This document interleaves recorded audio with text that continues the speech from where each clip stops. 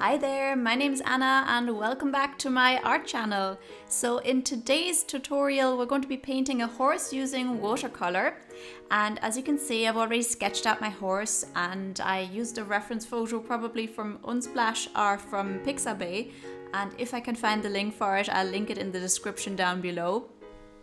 I should really store those links somewhere so I can find where I got those photos from. I can't always find them after the fact. And I'm painting in the background now. I'm working wet into wet, so I've wetted my background. I just used a brush and just water and wet it evenly. And I painted in some clouds, and now I'm painting in some trees. And I must say this didn't work perfectly for me. For one, I think I would have been better off just painting the background one color or several colors, just blurry, wet into wet, different colors, you know, without actually trying to paint a forest out of focus forest as I'm doing here. I mean, it turns out fine, but you know, I prefer when there's not much really going on in the background, I think.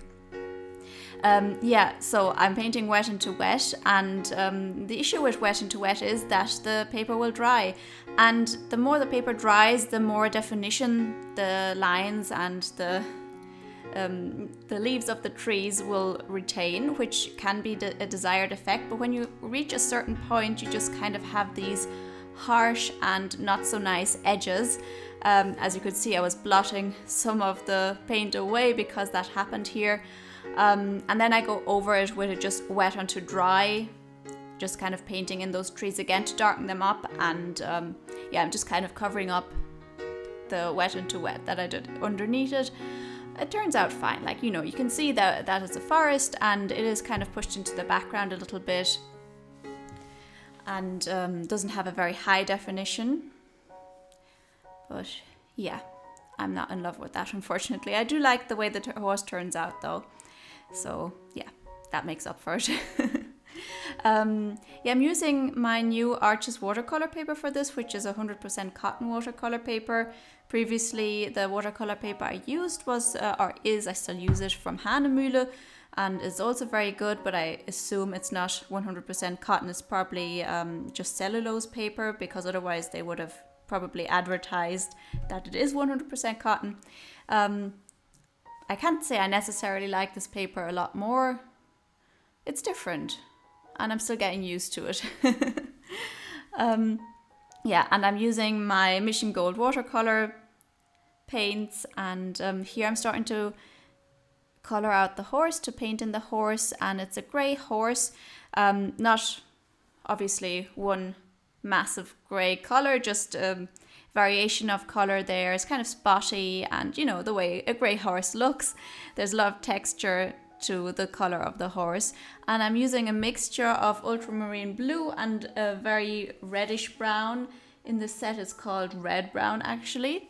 So the color nearly looks slightly purple, the neutral color I've mixed here for the grey. And also I feel like the colors kind of separate a little bit on the paper, which looks really nice. Or is it a bit of granulation because of the ultramarine paint? I don't know, but I just like the texture you can kind of get without a lot of effort when you're using watercolors this way. Sometimes, I mean, watercolor is harder to control than other colors, but it will also do a lot of the work for you if you just let it do its thing. Painting in the nostrils with a very dark mix here. I'm also adding indigo sometimes. I kept thinking in this set that it was Payne's Grey, because it looks like a very, dark grey color to me, but it's actually called indigo, so it's basically still a blue color, but it's very nice.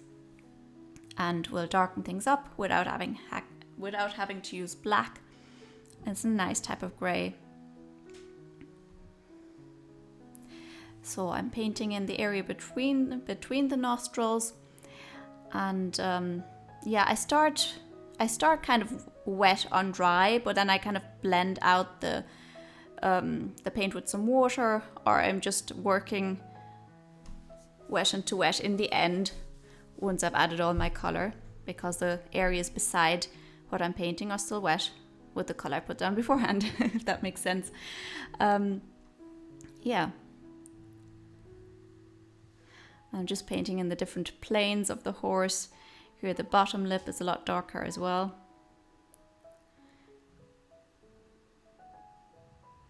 Touching up the background a little bit.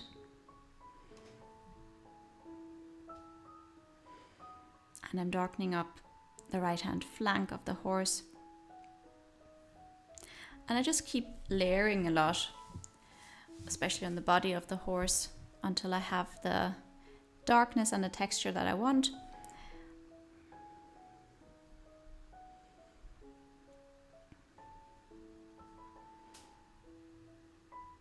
And darkening up the portion of the horse that is its neck. And here I'm adding in little sketchy lines to indicate the fur, but I'm blending them out a lot afterwards because obviously a horse doesn't have very long fur. It's just really an indication that I want in the end. Just an indication of texture there.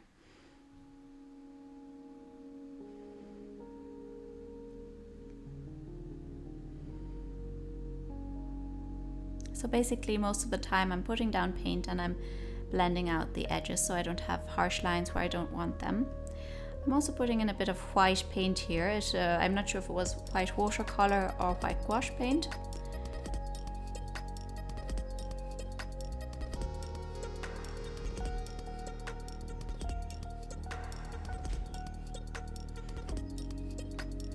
And as I keep adding layers, I just keep looking back at my reference photo and I'm kind of building towards the same look. I keep darkening up and adding a little bit of texture here and there. And darkening the shadows.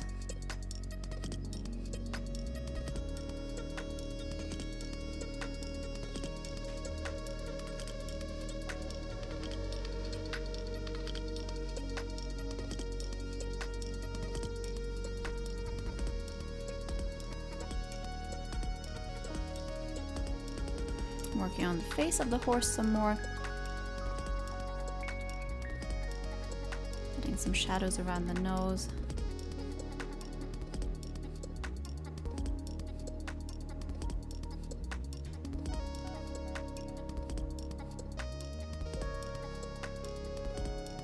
And as you can see, some areas I have a lot more blue, especially here on the face.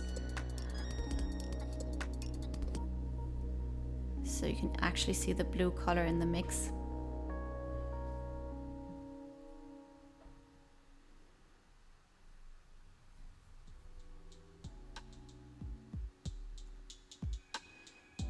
I'm painting in the nice large horse eyes now.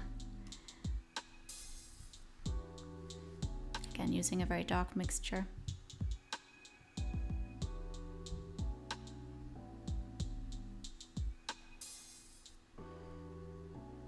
Switching to a smaller brush for a bit of this.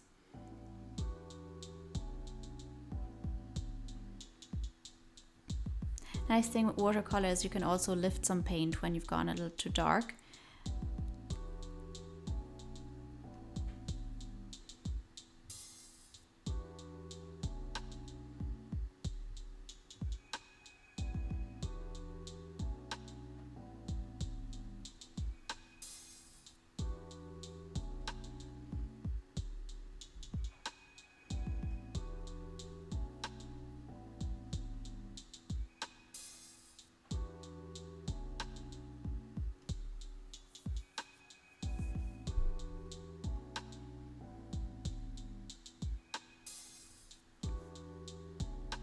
Adding some more color to the face again, darkening up some areas. I'm also painting in structures around the eye, so basically the waterline I think and the eyelid, and I'm preserving some, or have passed that now, but I've preserved some white where the eyelashes are because the horse's eyelashes are lighter than the eyes. And I'm painting in the ear now. The inside of the ear is very dark, and also the ear is a lot more brown than the rest of the horse. And now I'm starting to work on the mane. And for the mane, I'm also using more of the brown in some of the strands anyway.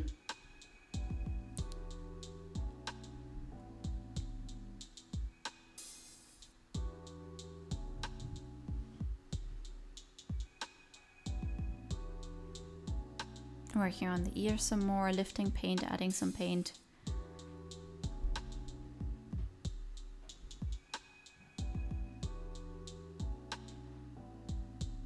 And in the mane you can really see the reddish brown that I used in the mix. So I'm just adding the strands of hair now, not necessarily painting the individual hairs, at least not all of the time. And I'm always using different mixes of colour. Unfortunately, I skipped over some footage there. I also preserved some white on the top of the mane for a bit of a highlight.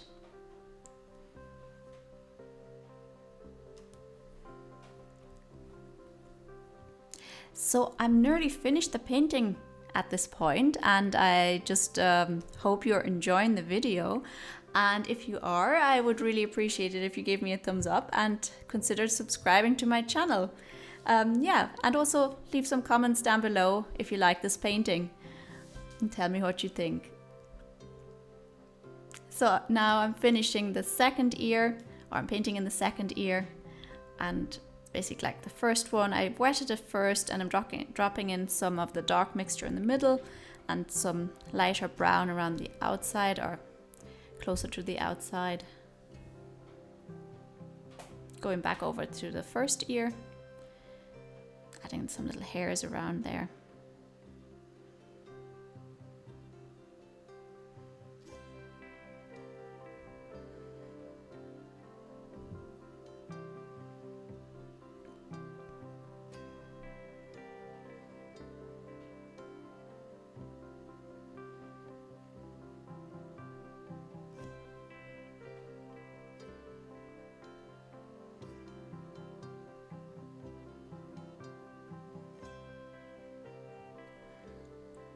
Some final details on the hair and the eyelashes.